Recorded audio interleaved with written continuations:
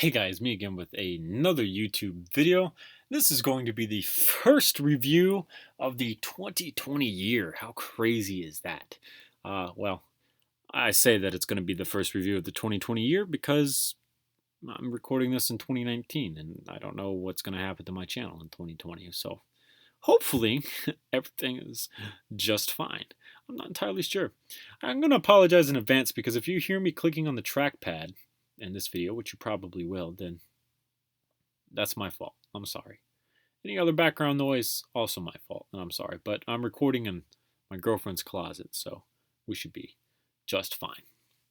Anyhow, today we're going to be taking a look at this. This is an AK-108. An AK-108 is a really interesting AK model as it is only a handful of AKs that are counterbalanced. There's a specific recoil system inside of the front end on this AK that as the bullet is coming down this way and the gases come up into this gas block and push the bolt and piston back this way, there is another system that similar in weight is pushed this way.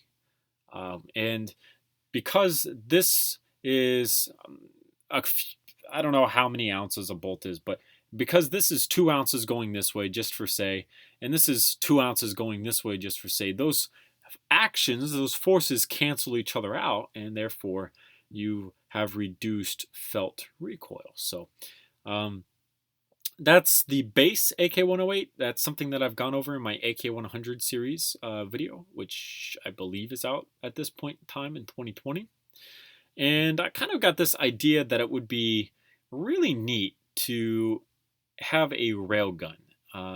And the kind of aesthetic that I went for here is actually inspired by Infinite Warfare. The Volk from Infinite Warfare kind of looks similar to this. I used the front end off of it basically and a couple other design aesthetics just to kind of get the idea there. So in terms of real simple modifications to my AK-108, it's pretty basic.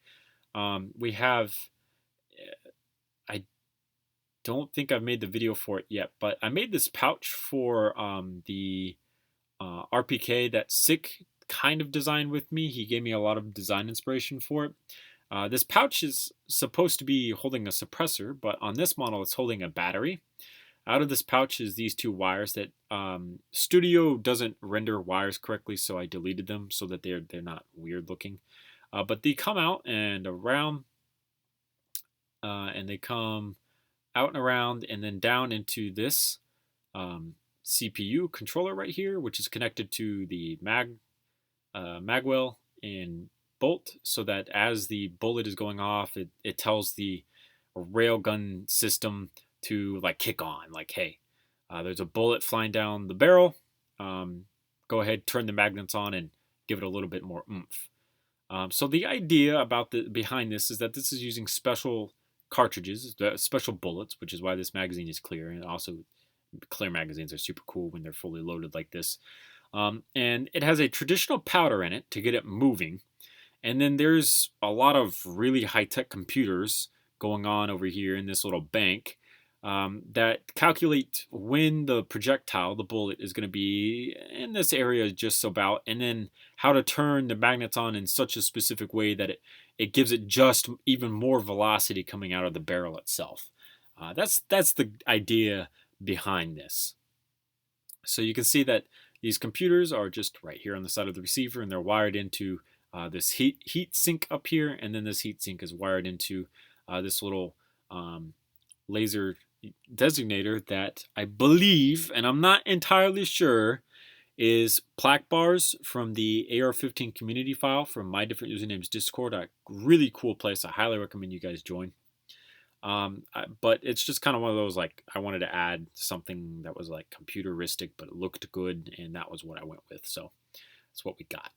And that's leads into all these magnets that are sitting inside of this portion down here and up here that push the projectile even faster out the end of the barrel itself. That's all relatively simple. So that's just how I just kind of wanted to explain how the system works.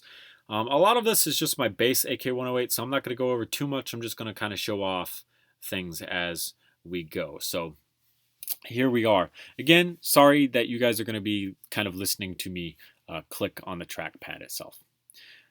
So as you guys can see, there is wires coming out of the battery compartment back here on the stock. So I'm not crazy. I told you guys that there was wires coming out of it, and not just, nothing. So it's definitely there. So the stock is just my basic AK stock that I've had for the longest of times, except it's now on a folding mount, which is pretty basic. This is the battery inside of here. So if we just drag it out, this is what the battery looks like.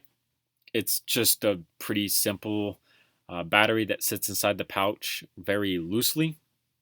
And this pouch is closed just using a flap and a couple ball joints. There's not a whole lot going on here. It's just here. These wires come across the receiver down into my computer systems, which are on a custom mount that kind of extends past the magwell, which is pretty simple. Just really small details here, not too much going on. Again, a lot of my inspiration came from the Volk from Infinite Warfare. As for the translucent magazine with the projectiles in it, the projectiles are somewhat inspired by my FN 5.7x28 P90 rounds and 5.7 rounds, but I haven't made a 5.7, so I used Bwawker's 5.7 in my previous 5.7s. So just FYI, go check out Bwawker. He's really chill. He made a really good 5.7. This magazine, just a standard curved magazine, no big deal. It's just translucent, holds rounds. That was really the only thing that I really wanted to try to do, and I wanted to try to get some type of stacking effect so you can see that there's 3 on this side and 2 on the other. So it's real basic. I just wanted to be able to show that was possible, basically. A lot of guns look really cool with translucent magazines and fully loaded. Out of my computer systems, we come up this wire into my heat sinks. Pretty basic heat sinks, just up on top of the handguard. It's going to get hot up there anyways. I figured that would be a pretty decent place to put it. It's kind of whatever for me at this point. This is such a futuristic concept and idea that at this point, I think we would have heat sinks that could draw tons of heat and not give off any mirage to mess with the sights or anything. I think this is a perfectly fine location. No big deal. From there, we come down into the laser designator unit. Pretty simple stuff, and a whole bunch of other magnets that are on the inside of this portion of the gun itself. So I left the counterbalance system in because of course I did. That's the whole point of choosing the AK-108 platform, was to have the counterbalanced recoil system. And this comes with a 4-sided rail on it as well. So you can mount a EOTech way up here if you wanted to. Any type of, like if you wanted the laser designator unit to be up here and just move these wires, you could do that, and then have like I wouldn't put a foregrip way up here, but if you wanted to, you could. No big deal. My curves going on here are all really complicated. They're accomplished using a whole bunch of brackets and just not fun stuff. But the whole point is that it's free floated. It's not touching the barrel, which is extremely difficult to do. And you can see that the cleaning rod is still here. That was incredibly difficult to do, but it was really close, and we got it, and it's working. So that's kind of what matters.